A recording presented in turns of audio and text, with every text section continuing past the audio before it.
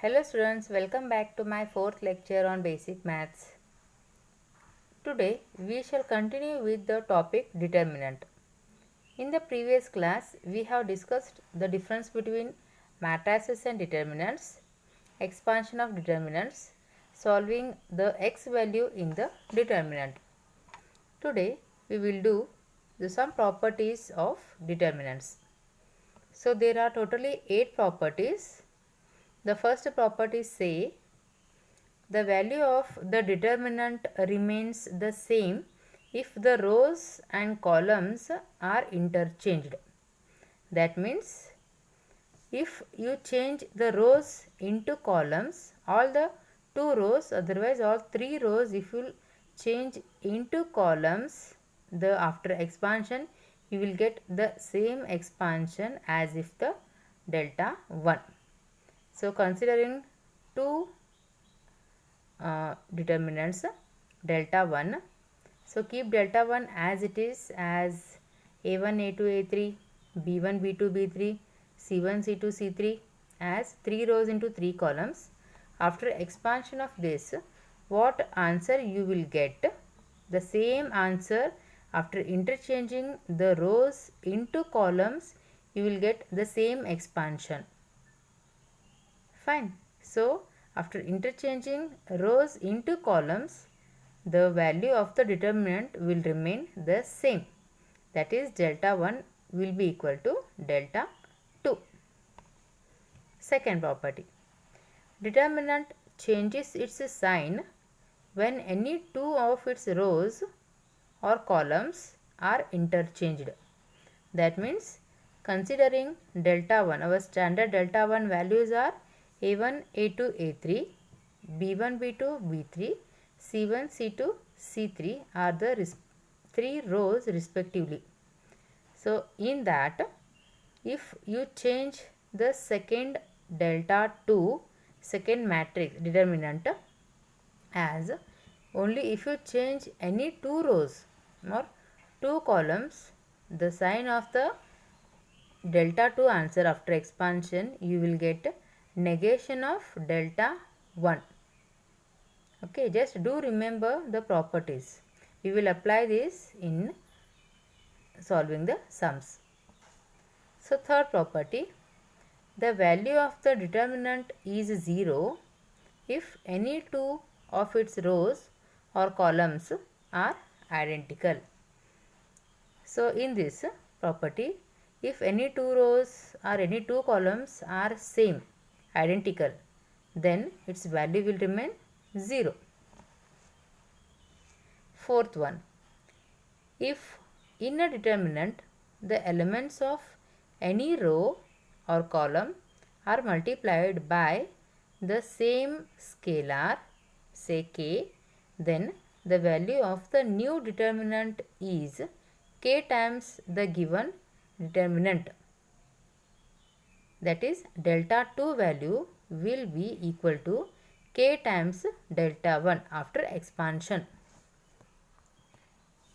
The fifth property is, if each element of any row or column of a determinant is the sum of two terms, then the determinant can be expressed as the sum of two determinants. That is, consider delta is equals to a1x in the first row, a2 plus y, a3 plus z in the first row, and second row's values are b1, b2, b3. Third row contains c1, c2, c3. So it is a sum of two terms in the first row. So it can also be expressed as the sum of two determinants. Means you can split the first row as the sum of two determinants. So remaining two rows will remain as it is. That is, delta will be equal to, first column is a1, b1, c1. Second column is a2, b2, c2. Third column is a3, b3, c3. Plus this is first determinant, and second determinant contains the value x, B1, C1 in the first column. The second element in the sum of two terms will be splitted in the second determinant. Y, B2, C2, Z, B3, C3. Like this you have to split as a sum of two determinants. Next property, sixth one. If each element of a row or column is multiplied by a scalar and added to the corresponding elements of any other row or column, then the value of the determinants is unaltered. So you will come to know this property after solving the sums. You just remember these properties. Seventh one. If all the elements in a row or column of a determinant are zeros, then the value of the determinant is 0. So if obviously if all the rows or columns of the determinant are zeros, then the value of the determinant will be 0. So eighth one. If all the elements on any one side or both sides of the principal diagonal are zeros, then the value of the determinant is equal to the product of the elements in the principal diagonal. That means, see, principal diagonal elements means top right left side upper part of the left side to right bottom side. Diagonal 3 elements if we consider 3 rows into 3 columns.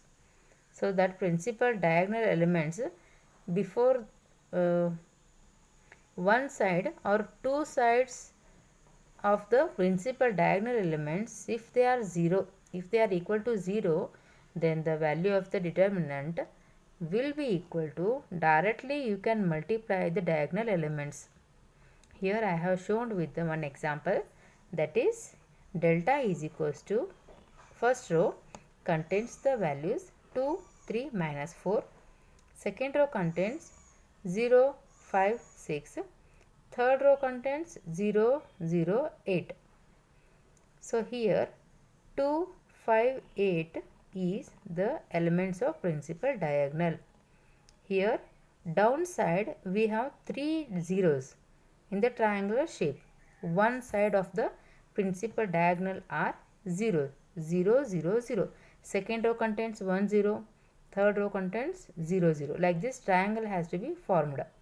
Such values, if in such cases you just have to multiply the principal diagonal elements. That is, here the numbers are 2, 5, 8. Find the product of these elements, you get the answer after expansion of the such determinants. That is 2 into 5 into 8, that is 2 5s are 10, 10 into 8 is 80. So this is how we have to expand the determinant directly. Now we will evaluate some examples using these properties. So first example is, evaluate this determinant. It contains the values 3200, first element, it has 2 rows and 2 columns. Second element is 3201. Third element is 3202. Fourth element is 3203. Such a big expansion directly if you do, it will take time. So use the proper properties. That is, here you reduce the numbers by adjusting. So taking R2 second row as R2 minus R1. Difference between R2 and R1, that is the value of your second row. Keep the first row as it is, that is 3200, 3201, and second row you are changing, because on comparing first row to second row, the value of second row is more than first row. You can also take C2 changes to C2 minus C1. Here I have taken row wise. So its expansion becomes here. After the difference between these two numbers, the second row will be 2 and 2. Okay. Then that is equals to, now there is a 2 common. Second row contains the same element. Take 2 outside. So inside the determinant you write down 3200, 3201, and in place of 2 and 2 you have taken 2 outside already. Take 1 and 1. So that will be equal to, now expand the determinant, keep 2 as it is. Now it will become very easy. 2 as it is, inside the determinant, inside the bracket you write down 3200 into 1, difference between the diagonal element, product of diagonal element. 3200 into 1 is 3200 only, minus 3201 into 1 is 3201 only.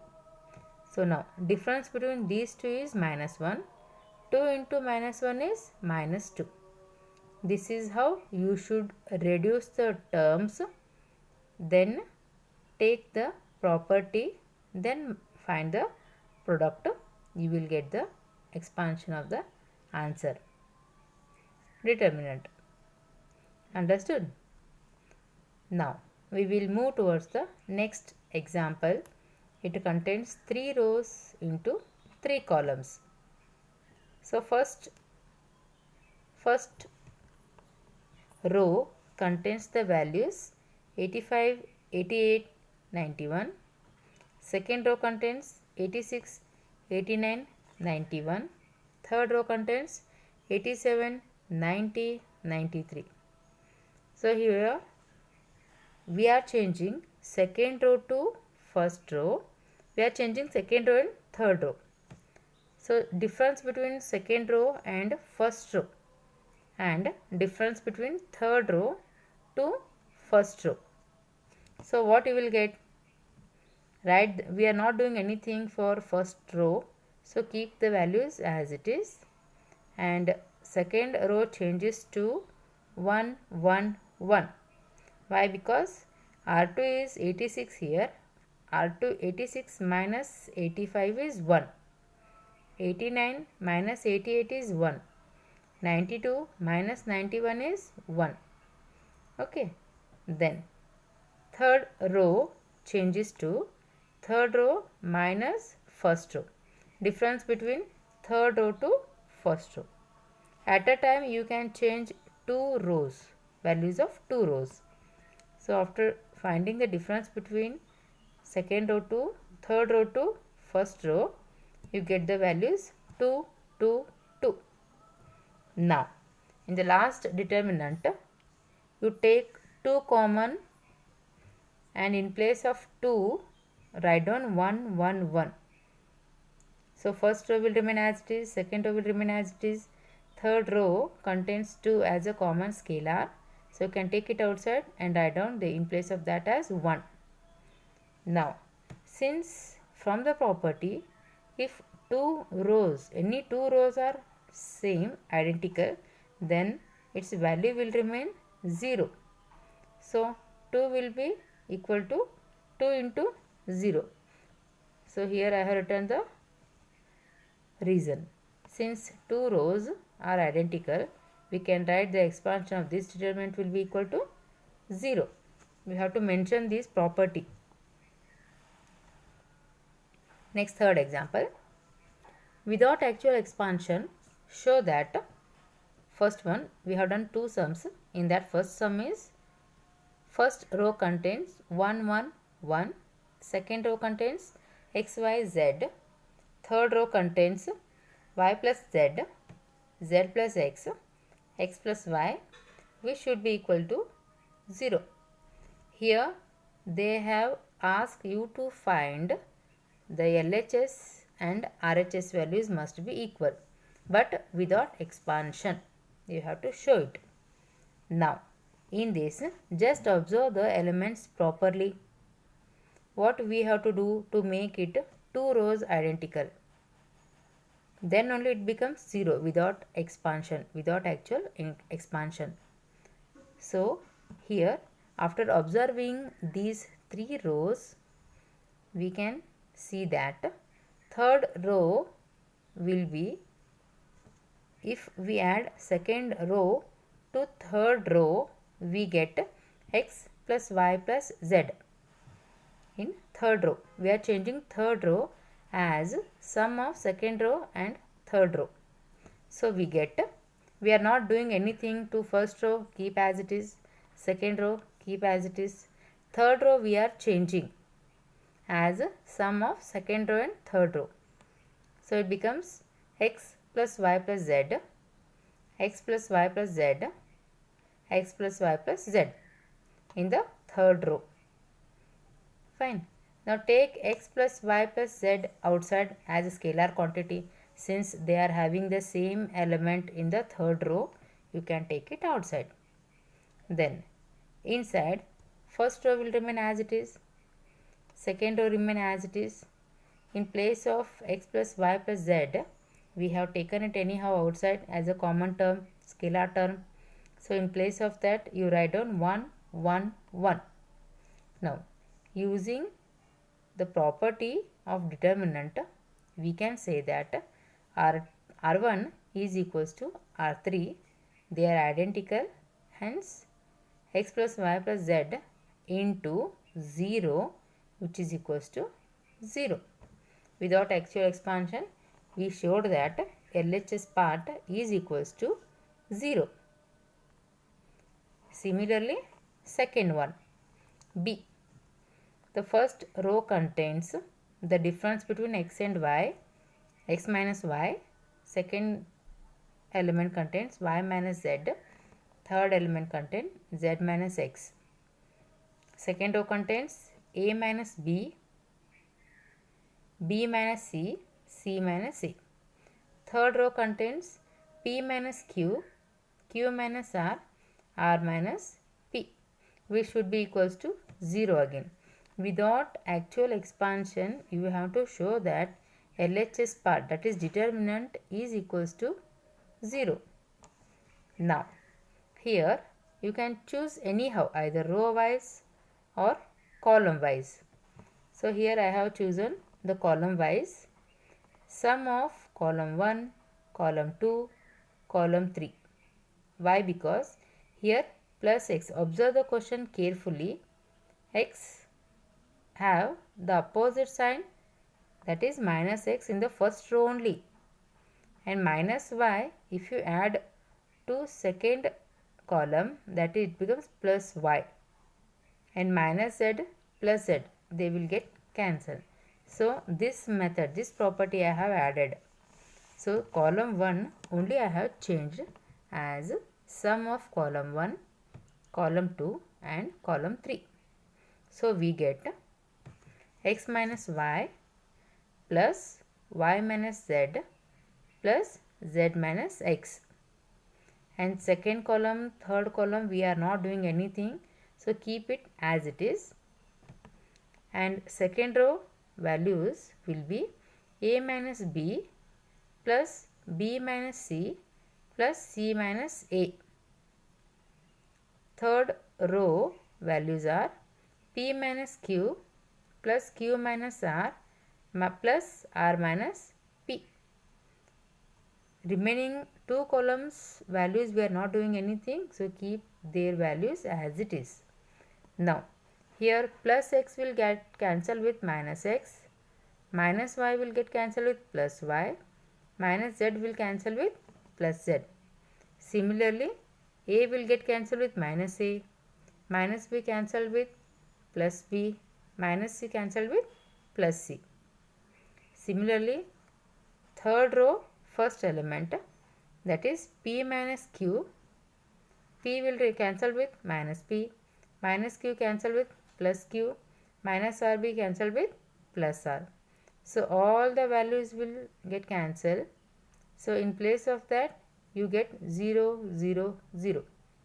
Now, according to the property, if any one row or any one column, the values, if they are equal to 0, then the whole determinant is going to become 0. Therefore, you get the required answer. Now next example. Show that the determinant contains the values, that is 3 rows into 3 column, that is x, first row contains x, y, y, second row contains y, x, y, third row contains y, y, x. So that should be equals to x plus 2y into, in one bracket, into x minus y the whole square. So here you have to expand using the properties and you have to get the value as RHS, that is x plus 2y in first bracket and in second bracket x minus y the whole square. So after observing the RHS first bracket, you must just check how we will get the value x plus 2y. Observe the determinant first. Here in first row we have already have 2 y's, y plus y. If you add them, you get 2y. So take column 1 changes to column 1 plus column 2, column 3. This is very important part, students. You have to check the RHS, then decide which all values we have to take to get RHS. So here the first column only will changes as sum of 3 columns. So you get in the first column as x plus 2y and in second column will remain as it is.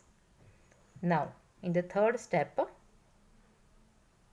x plus 2y is common, take it outside, then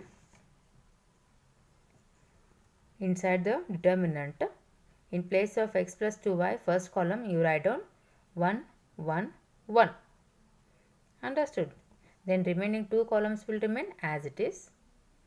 Now we need to get x minus y the whole square.